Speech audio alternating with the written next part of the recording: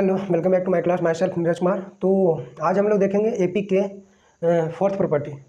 तो fourth property क्या है एपी का? पहले हम लोग ने 3 प्रॉपर्टी देख चुका था लास्ट क्लास में। आज हम लोग देखेंगे प्रॉपर्टी नंबर 4। तो प्रॉपर्टी नंबर 4 क्या कहता है, जो देखते हैं यहाँ पे। सॉरी, हाँ, तो प्रॉपर्टी नंबर 4 क्या है, मैं लिखूँगा नहीं, मैं बोल देता हूँ, आप लोग उसको सुन लो। द फोर्थ प्रॉपर्टी है कि the sum of the terms of an AP equidistant from the starting और beginning and end is constant and equal to the sum of first and last term. तो मैं example से बता देता हूँ क्या मैं बोल रहा हूँ। जो एक बार आप लोग फिर से दोबारा से सुन लो। The sum of terms of an AP equidistant from the beginning and end is constant and this value equal to the first and last term. तो जैसे कि मैं एग्जांपल में ले लेता हूँ एक एपी। जैसे मैं 2, 4, 6, 8, 10 और 12, ये हमारा क्या है, एक एपी है। एपी है, ठीक है। तो मैं बोलना चाह रहा था कि स्टार्टिंग से अगर मैं यहाँ पे टर्म नंबर 2 पे जाता हूँ, 2 स्टेप आगे जाता हूँ। अगर मैं स्टार्टिंग से 2 स्टेप आगे जाता हूँ और एंड से मैं 2 स्टेप पीछे आता हूँ, 2 स्टेप पीछे आता हूँ, तो इन दोनों का जो सम होगा क्या होगा, 6 + 8 14 होगा और कांस्टेंट होगा। और ये value first and last term के सम के वैल्यू के बराबर होगा। और ये value first and last term, ये हमारा फर्स्ट टर्म हो गया और ये हमारा लास्ट टर्म हो गया, इन दोनों के सम के वैल्यू के बराबर होगा। तो ये मैं बोल रहा था, अगर मैं बिगनिंग से 2 स्टेप आगे जाता हूँ और एंड से 2 स्टेप पीछे आता हूँ, तो जो इसका सम होगा वो कांस्टेंट होगा। और वो वैल्यू किसके वैल्यू के बराबर होगा, फर्स्ट एंड लास्ट टर्म के वैल्यू के बराबर होगा। Not only for second step from starting and beginning, we can examine for any steps. यदि मैं यहाँ से 3 स्टेप आगे जाता हूँ, सॉरी, यहाँ से मैं 3 स्टेप आगे जाता हूँ, यहाँ से मैं 3 स्टेप आगे जाता हूँ, यानी यहाँ से मैं 8 पे गया, 3 स्टेप मेरा 8 हो गया। और मैं यहाँ से 3 स्टेप पीछे आता हूँ, एंड से 3 स्टेप पीछे, यानी मेरा ए। तो भी अभी 6 और 8, इसका सम अभी भी 14 आ रहा है, जो कि फर्स्ट एंड लास्ट टर्म के सम के वैल्यू के बराबर है। ये था प्रॉपर्टी नंबर 4। अब हम लोग देखेंगे प्रॉपर्टी नंबर 5। प्रॉपर्टी नंबर 5 कहता है the terms of an AP is average of the terms equi distant from it. The terms of an AP is average of the terms equi distant from it. Example से हम लोग देखते हैं 2, 4, 6, 8, 10 और 12, ये हमारा क्या है, एपी है, ठीक है। तो प्रॉपर्टी नंबर 5 हम लोग जा रहे हैं देखने। तो अगर ये हमारा टर्म नंबर 1 हुआ, ठीक है, ये टर्म नंबर 1 है, ये हमारा टर्म नंबर 2 है, ये हमारा टर्म नंबर 3 है, ये हमारा टर्म नंबर 4 है, ऐसे टर्म नंबर 5 और टर्म नंबर 6, ठीक है। तो every terms of an AP is the average of terms equi distant from it. अगर मैं टर्म नंबर 3 की बात करता हूँ, तो टर्म नंबर 3 का जो वैल्यू होगा वो क्या होगा, अगर मैं टर्म नंबर 3 इधर एक स्टेप जाता हूँ और एक स्टेप पीछे, तो ये हमारा क्या हो गया, इक्वी डिस्टेंट हो गया, इक्वी डिस्टेंट टर्म, या इसको एडजेसेंट बोल सकते हैं, ठीक है। तो टर्म नंबर 3 जो दिया जाएगा वो term number 2 plus term number 4 divided by 2 से वैल्यू से दिया जाएगा। Term number 2 plus term number 4 divided by 2 के वैल्यू के बराबर होगा। अगर मैं टर्म नंबर 2 का वैल्यू कितना है, 4 प्लस टर्म नंबर 4 का वैल्यू क्या है, 8 डिवाइडेड बाई 2 करूँगा तो कितना आएगा, 8 4 12 डिवाइडेड बाई 2 या 6 आएगा। और मेरा टर्म नंबर 3 क्या है, ऑलरेडी 6 है। यदि मैं 2 स्टेप आगे जाता हूँ, 6 से 2 स्टेप आगे जाता हूँ तो 10 पे आया, और यहाँ से मैं 2 स्टेप और पीछे आता हूँ तो 2 पे आया। तो यहाँ से अब जो टर्म नंबर 3 का वैल्यू होगा वो क्या होगा, अगर मैं 2 स्टेप आगे गया हूँ यानी टर्म नंबर 5 पे, तो टर्म नंबर 5 प्लस और 2 स्टेप पीछे आया हूँ यानी टर्म नंबर 1 डिवाइडेड बाई 2 के वैल्यू के बराबर होगा, जो कि क्या है 2 + 10 डिवाइडेड बाई 2। यहाँ से अभी भी वैल्यू क्या आ रहा है, 6 आ रहा है। तो कोई भी टर्म्स मैं उठा सकता हूँ। जैसे कि मैं टर्म नंबर 4 को उठाया, टर्म नंबर 4 का वैल्यू क्या होगा, अगर टर्म नंबर 4 से मैं आगे 2 स्टेप जाता हूँ तो मेरे को T6 मिलता है, तो T6 हो जाएगा प्लस, यदि मैं टर्म नंबर 4 से 2 स्टेप पीछे आता हूँ तो T2 मिलेगा, डिवाइडेड बाई 2 करूँगा तो भी वैल्यू हमको कितना आने वाला है, टर्म नंबर 4 के वैल्यू के बराबर, जो कि 8 है, 8 के वैल्यू के बराबर आएगा इस बार, ठीक था। तो ये था प्रॉपर्टी नंबर 5। अब हम लोग देखेंगे, अच्छा वीडियो रिकॉर्ड हो रहा है कि नहीं, हाँ वीडियो रिकॉर्ड हो रहा है। अब हम लोग देखेंगे प्रॉपर्टी नंबर 6। तो प्रॉपर्टी नंबर 6 क्या है, प्रॉपर्टी नंबर 6 क्या है, प्रॉपर्टी नंबर 6 ये है कि each terms of an A P is increased, decrease, multiplied और divide by the same non zero numbers, then the resulting sequence is also an A P. मैं क्या बोल रहा हूँ, एग्जाम्पल से बताना चाहता हूँ। If each terms of an A P is increase, decrease, multiplied और divide by the same non zero numbers, then the resulting sequence is also an A P. Same non zero number क्यों बोल रहा हूँ, क्योंकि अगर non zero number नहीं रहेगा तभी तो जो मैं सीक्वेंस को मल्टीप्लाई करूँगा तो एक नॉन सीक्वेंस मिलेगा। मतलब कहने का मतलब जैसे कि मैं एक सीक्वेंस ले लेता हूँ जो कि एपी का सीक्वेंस को मैं कंसीडर करता हूँ 2, 4, 6, 8, 10, ठीक है। मैं इसी को कंसीडर करता हूँ, ये हमारे एपी का सीक्वेंस है, एपी का सीक्वेंस है, ठीक है। तो अगर मैं इसमें नॉन जीरो नंबर, अगर मैं जीरो से मल्टीप्लाई करूँगा तो मेरा पूरा सीक्वेंस 0 0 0 0 हो गया, तो एक सीक्वेंस तो फिर रहा नहीं, इसलिए नॉन जीरो नंबर बोल रहा हूँ, ठीक है। तो if E terms of an AP increase by, decrease by, multiplied by और क्या divide by same non zero number, जैसे कि मैं पूरे सीक्वेंस को 2 से इंक्रीज करवा दूंगा तो यहाँ से क्या मिलेगा, अगर मैं इस पूरे सीक्वेंस को 2 से इंक्रीज करवा दूंगा तो यहाँ से मिलेगा 4, 6, 8, 10, 12। और ये जो सीक्वेंस मिला ये भी एक एपी है, ये भी एक एपी है। अगर मैं -2 भी कर दूं इसमें, अगर मैं -2 भी कर दूं इस सीक्वेंस में, तो भी जो मिलेगा सीक्वेंस वो भी हमारा एपी होगा, जो कि 0, 2, 4, 8, सॉरी 8 में से 2 गया 6, 6, 8, ये भी एक हमारा एपी है, ये भी एक एपी है। अगर मैं पूरे में 2 से मल्टीप्लाई भी कर दूं, 2 से मल्टीप्लाई भी कर दूं तब भी जो सीक्वेंस मिलेगा वो भी हमारा एक एपी होगा। जैसे कि मैं 2 से मल्टीप्लाई कर दूं तो क्या मिलेगा यहाँ से 4, 8, 12, 16, 20, ये भी एक हमारा एपी है। अगर मैं 2 से डिवाइड कर दूं इसमें तो भी जो सीक्वेंस मिलेगा वो भी हमारा एपी होगा, ठीक है। ये तो था हमारा प्रॉपर्टी। अब इस पर एक हम लोग क्वेश्चन करेंगे और उसके बाद फिर हम लोग स्टार्ट करेंगे ज्योमेट्रिक प्रोग्रेशन, जीपी। आज ही की क्लास में हम लोग स्टार्ट करेंगे। तो मैं क्वेश्चन लिखता हूँ, आप लोग इसको ट्राई कीजिए, उसके बाद फिर मैं बताऊँगा। मैं वीडियो पॉज करके लिख दूँ या फिर कोई बात नहीं, मैं लिख देता हूँ ऐसे। क्वेश्चन है if summation j is equal to 0 to 21 a of j is equal to 693 where a1 a2 dot dot dot up to a21, a1 a2 dot dot dot up to a21 are in AP, then किसका value निकालना है, summation I is equal to 0 to 10 a of 2i plus 1 is equal to what, इसका value निकाल कर हम लोगों को दिखाना है। तो क्या है, तो आप लोग इसको पहले एक बार ट्राई कर लीजिए। क्या लिखा हुआ है, समेशन दिया हुआ है j is equal to 0 to 21, इसका वैल्यू कितना है 693। तो सबसे पहले इसको ओपन करते हैं, ओपन करने के बाद देखते हैं कि क्या है।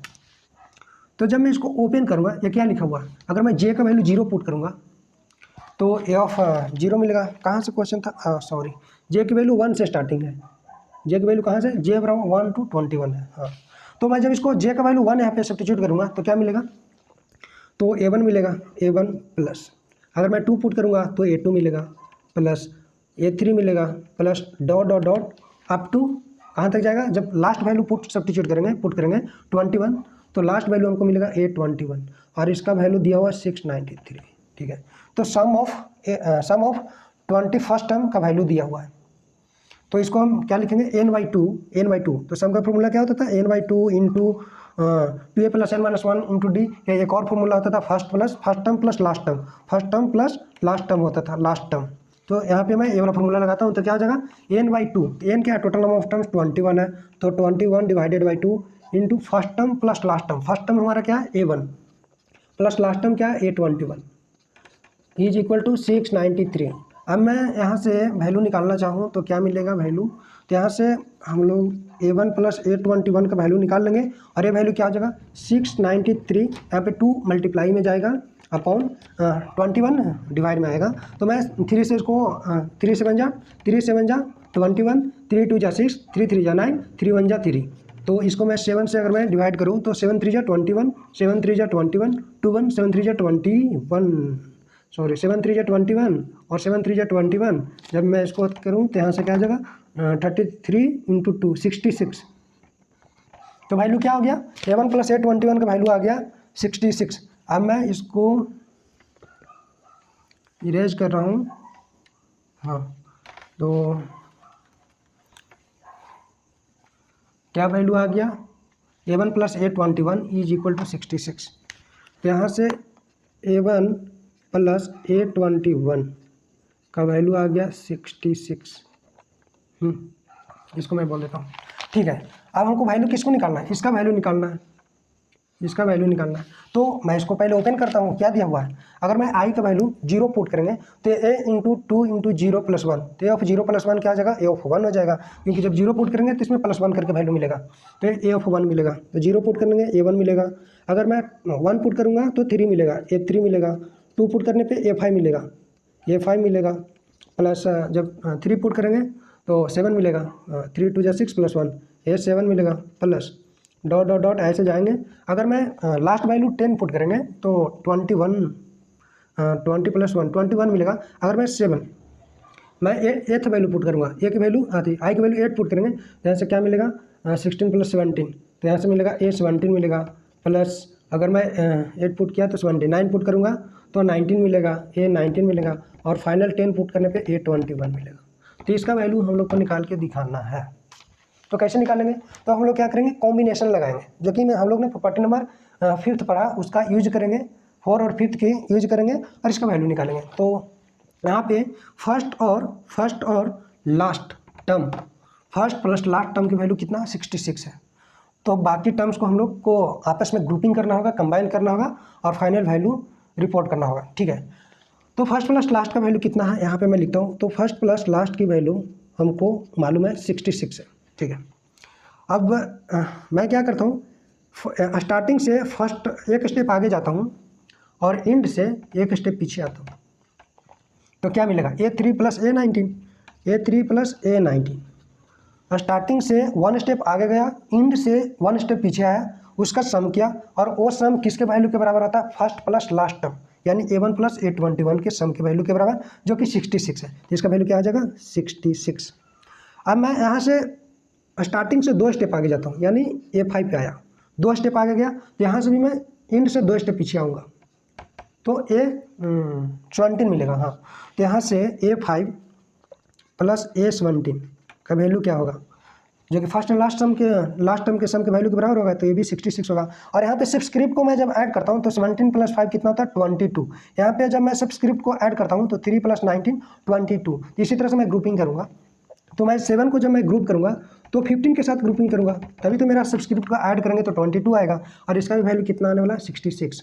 अगर मैं 7 का हो गया, अगर मैं 7 1 3 5 7 और एक और नंबर इंक्रीज हो रहा है 1 3 5 7, तो फिर 9 को मैं जब ऐड करूँगा तो किसके साथ जाएगा 15 9 14 13 7, हाँ तो A13 के साथ जाएगा और इसका भी वैल्यू क्या होने वाला है 66 हो जाएगा। तो लास्ट में एक वैल्यू मिलेगा A11। जैसे कि 7 हुआ, यहाँ पे 9 आएगा, फिर यहाँ पे पीछे से मैं आऊँ तो कितना आएगा 15 आएगा, फिर 13 आएगा, 13 के बाद डायरेक्ट A11 आएगा, तो इधर से यहाँ पे A11 आएगा, ठीक है। और A11 का कंबाइन किससे करेंगे, A11 को ग्रुपिंग करने के लिए कोई एलिमेंट बचा ही नहीं, तो उसको कैसे ग्रुप करेंगे, तो जो उसको ग्रुप नहीं करेंगे तो इसमें प्रॉपर्टी नंबर 4 यूज करेंगे। If every terms of an AP is the average of the terms equidistance from it, तो A11 का वैल्यू क्या होगा, इसके आसपास वाले या किसी भी, अगर A11 की बात किया जाए तो A11 से मैं एक स्टेप आगे जाऊंगा तो A13 मिलेगा, और A11 से एक स्टेप में पीछे आऊँगा तो A9 मिलेगा। तो A13 + A9, तो मैं एक स्टेप A11 से पीछे आता हूँ तो A9 मिलेगा, प्लस A11 से एक स्टेप आगे जाता हूँ तो A13 मिलेगा और डिवाइडेड बाई 2 ये वैल्यू होगा, और जो कि A9 + A13 का वैल्यू कितना 66 डिवाइडेड बाई 2, तो यहाँ से हम लोग को मिल जाएगा 33। अब टोटल हमको सम करके दिखाना, क्या है, फाइनल वैल्यू में हमको सम करना है टोटल, यानी तो टोटल हम लोग सम करेंगे तो कितना आ जाएगा 66 66 66 66 5 टाइम्स ऑफ 66। तो फाइनल मैं यहाँ पे लिख रहा हूँ, final result is equal to 5 times of 66 आया है और लास्ट में 33 आया। जब इसको मैं टोटल सम करूँगा तो 6 5 जा 30 तो 0, 6 5 जा 30 तो 330 प्लस 33, तो यहाँ से आ जाएगा फाइनल आंसर 693। रिकॉर्ड हो रहा है ना? हाँ, तो ये हो गया। अब हम लोग देखेंगे ज्योमेट्रिक प्रोग्रेशन। तो ज्योमेट्रिक प्रोग्रेशन हम लोग देखते हैं क्या है। तो कोई नहीं, तो मैं वीडियो को पॉज करता हूँ और मैं ज्योमेट्रिक प्रोग्रेशन का डिफिनेशन लिखता हूँ, इसके बाद मैं उसको समझाऊँगा, फिर nth टर्म का देखूँगा क्या इक्वेशन आता है, उसके बाद उस पर 1-2 क्वेश्चन करवाऊँगा। तो मैं वीडियो को पॉज कर रहा हूँ। हाँ, तो ज्योमेट्रिक प्रोग्रेशन, तो अब हम लोग देखेंगे जीपी, जिसको शॉर्ट में बोलते हैं जीपी, ज्योमेट्रिक प्रोग्रेशंस। तो ज्योमेट्रिक प्रोग्रेशंस तो इसको डिफाइन क्या किए हैं, देखिए यहाँ पे लिखा हुआ है, it is a sequence, geometric progression is a sequence which first terms is non zero and each of the succeeding term is equal to the preceding terms multiplied by a constant, or this constant is called common ratio. It is a sequence of numbers whose first term is non-zero and each of the succeeding terms is equal to the preceding terms multiplied by a constant, and this constant terms is known as common ratio, जहाँ r की value 0 नहीं होगा। ठीक है, common ratio को r से indicate करते हैं। ठीक है, जैसे कॉमन डिफरेंस को d से इंडिकेट करते थे, यहाँ पे कॉमन रेशियो को r से इंडिकेट करेंगे। तो ये पूरा क्या लिखा हुआ है, लिखा हुआ है कि ज्योमेट्रिक प्रोग्रेशन एक सीक्वेंस है, नंबर का सीक्वेंस है, जिसमें फर्स्ट टर्म कभी भी 0 नहीं हो सकता। फर्स्ट टर्म क्या होगा, नॉन जीरो होगा, यानी फर्स्ट टर्म 0 नहीं होगा, और each of the succeeding term is equal to the preceding term. इसका मतलब क्या हुआ, जैसे मैं एक कंसीडर करता हूँ GP, A R square A r Q, ये तो एक जीपी का सीक्वेंस है। आप लोग को अभी मालूम नहीं, मैं बताता हूँ कैसे ये आया, ये भी बताऊंगा। आप लोग इतना मान लीजिए कि एक जीपी का सीक्वेंस है। तो each of the succeeding term, जैसे कि मेरा फर्स्ट टर्म क्या था ए, तो सक्सीडिंग टर्म मेरा क्या हो गया, ए आर हो गया। तो सक्सीडिंग टर्म किसके वैल्यू के बराबर है, term equal to the preceding term, जो कि पहले ए था, अब ए आर हो गया। तो ए था और ए आर हो गया, तो वैल्यू ये सेम होगा कब, जब आर से मल्टीप्लाई, जब बिफोर मल्टीप्लाई ऑफ आर, इसमें मैं आर से मल्टीप्लाई किया तब ए आर मिला, बिफोर मल्टीप्लिकेशन इसका वैल्यू सेम होगा। जैसे कि ए आर और A R square, A R और ए आर स्क्वायर की बात किया जाए तो बिफोर इसमें आर से मल्टीप्लाई नहीं करेंगे तब ये वैल्यू क्या होगा, सेम, और मल्टीप्लाई कर देने के बाद यहाँ पे लिखे ना preceding terms equal to the preceding terms multiplied by a constant. जब कॉन्स्टेंट को इसमें मल्टीप्लाइड कर देंगे तो यहाँ से क्या मिल जाएगा, ए आर स्क्वायर मिल जाएगा, और जो वो कॉन्स्टेंट होता है उसको बोलते हैं कॉमन रेशियो। ठीक है, ये तो डिफिनेशन था। अब हम लोग देखते हैं, तो आप लोग इसको कॉपी कर लीजिए, general terms of an AP, general terms of an AP, general terms of an AP. यहाँ पे हेडिंग डालिए, general terms of an AP, general terms, sorry of GP, geometric progression, मैं शॉर्ट में लिख देता हूँ, जनरल टर्म्स ऑफ जीपी। तो let a be the first terms, r be the common ratio, तो यहाँ से लिखेंगे let a be the first term, a be the first term and r be the common ratio, r be the common ratio, then general term. तो ये भी the first term, हमारा ये first term है, और जो हम लोग आर क्या है, कॉमन रेशियो है। जो सीक्वेंस जनरेट होगा जीपी का वो इसमें मल्टीप्लाई करते जाएंगे, आर को मल्टीप्लाई करते जाएंगे। यदि मैं यहाँ से ये ए में आर मल्टीप्लाई करूँगा तो ए आर मिलेगा, फिर ए आर में आर मल्टीप्लाई करूँगा तो ए आर स्क्वायर मिलेगा, फिर ए आर स्क्वायर में आर मल्टीप्लाई करूँगा तो ए आर क्यू मिलेगा, dot dot dot a r to the power 4 मिलेगा। ऐसे करते करते लास्ट में हमारा nth टर्म मिलेगा, और वो वैल्यू क्या होगा तो उसको देखते हैं। मेरा फर्स्ट टर्म में ए आ रहा है, मैं जब सेकंड टर्म को देख रहा हूँ, ये हमारा सेकंड टर्म हो गया, थर्ड टर्म हो गया, ये हमारा फोर्थ टर्म हो गया, टर्म नंबर 4।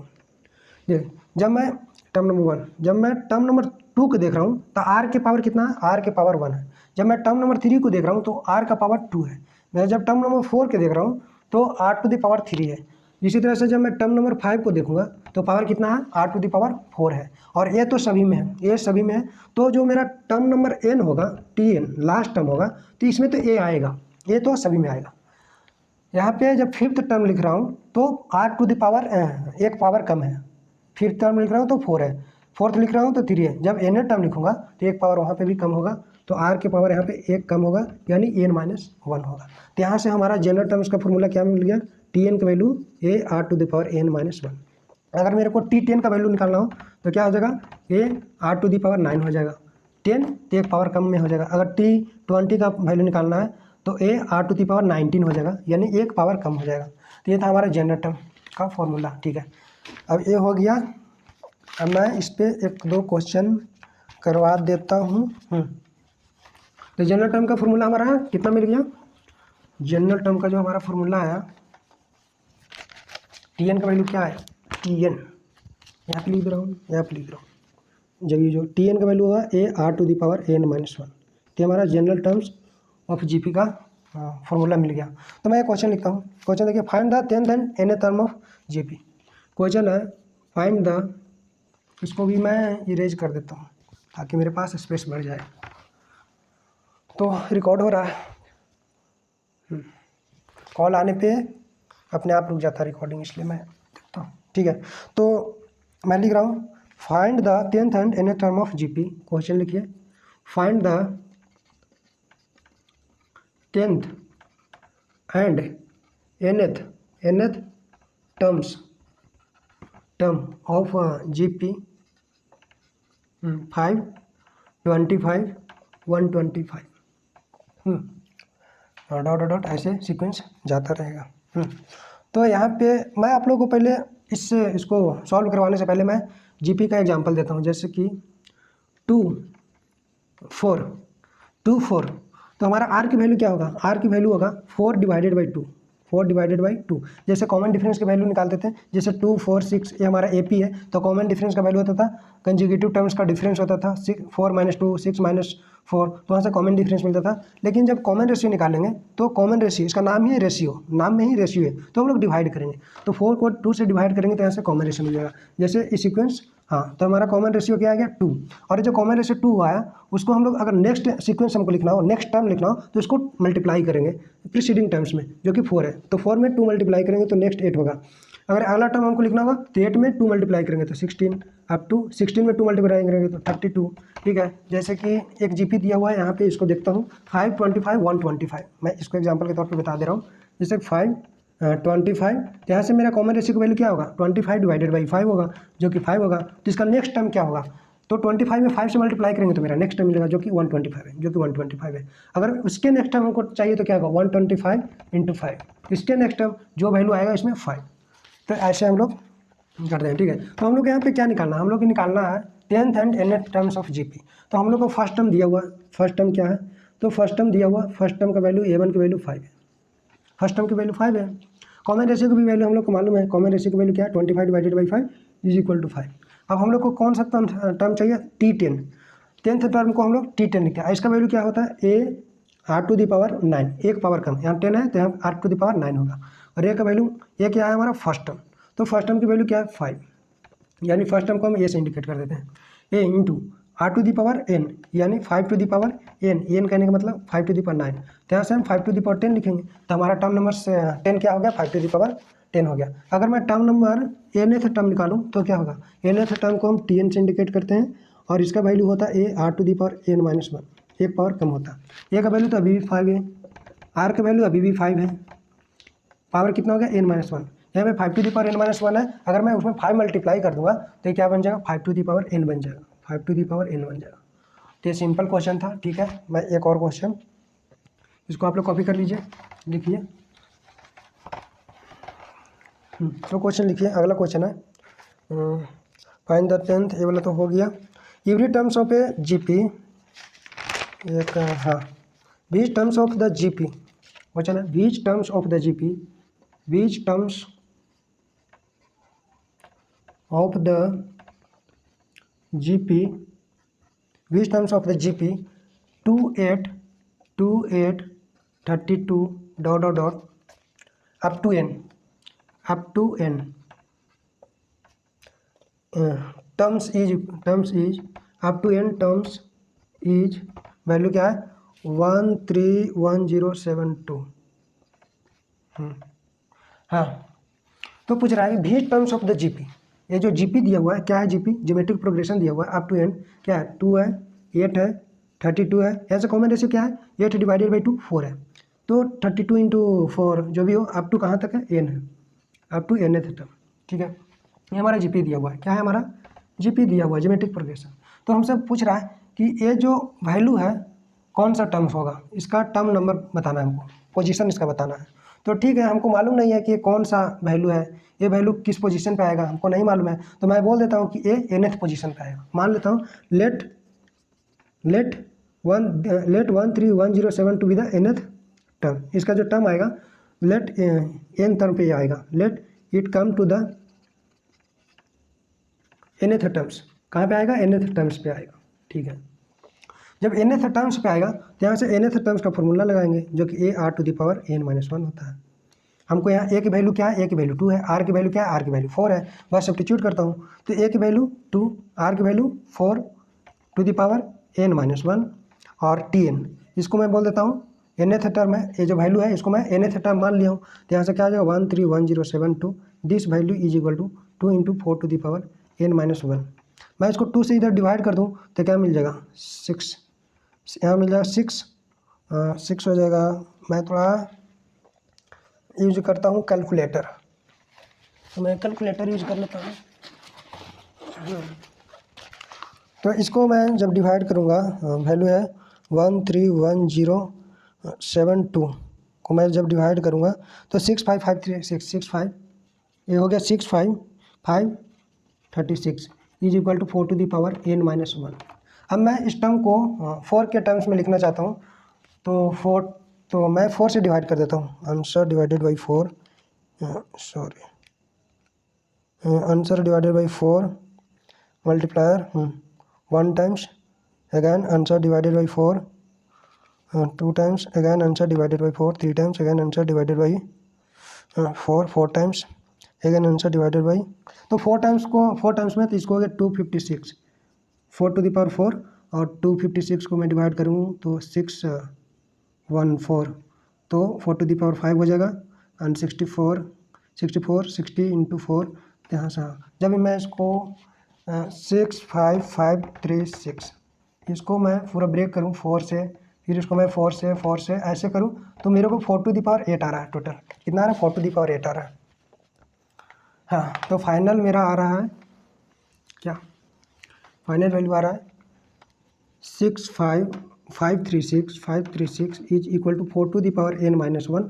मैं इसको 4 के टर्म में लिख सकता हूँ 4 टू द पावर 8। ये वैल्यू क्या है 4 to the power 8 is equal to 4 to the power n-1। जैसे 4 बेस सेम है तो जो पावर है वो इक्वेट हो जाएगा।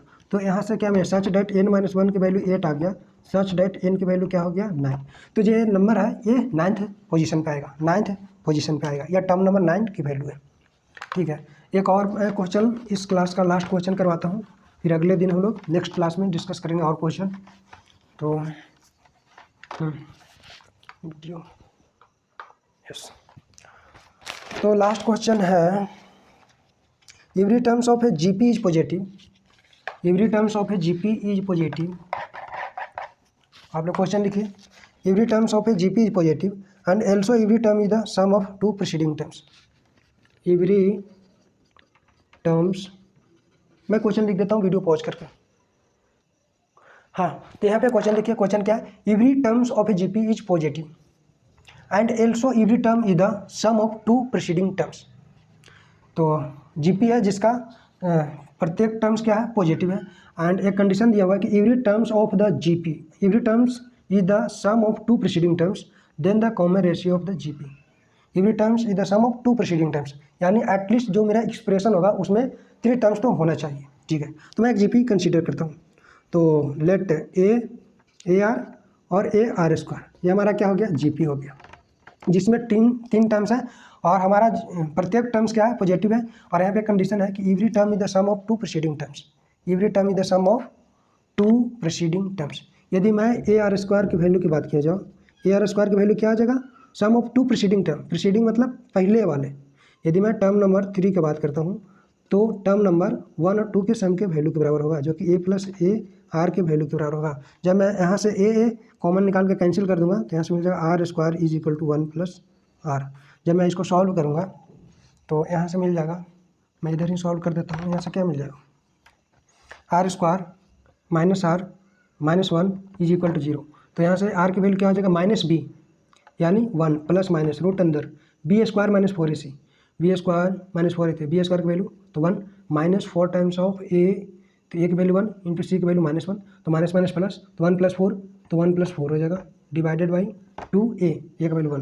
यहाँ से आर की वैल्यू हो गया 1 प्लस माइनस 5 डिवाइडेड बाई 2। तो यहाँ से आर की वैल्यू कौन सा लेंगे, प्लस वाला या माइनस वाला, तो प्लस वाला लेंगे, क्योंकि एवरी टर्म्स ऑफ जीपी हमारा क्या है, पॉजिटिव है, जो टर्म्स दिया वो पॉजिटिव है। तो यहाँ से आर की value 1 plus root 5 divided by 2 ये वाला कंसीडर करेंगे, तो 1 प्लस रूट 5 डिवाइडेड बाई 2 यानी ये आंसर हमारा करेक्ट हो जाएगा। तो आज की क्लास में बस इतना ही, आज की क्लास को यहीं पे समाप्त करते हैं और नेक्स्ट हम लोग अगले क्लास में देखेंगे।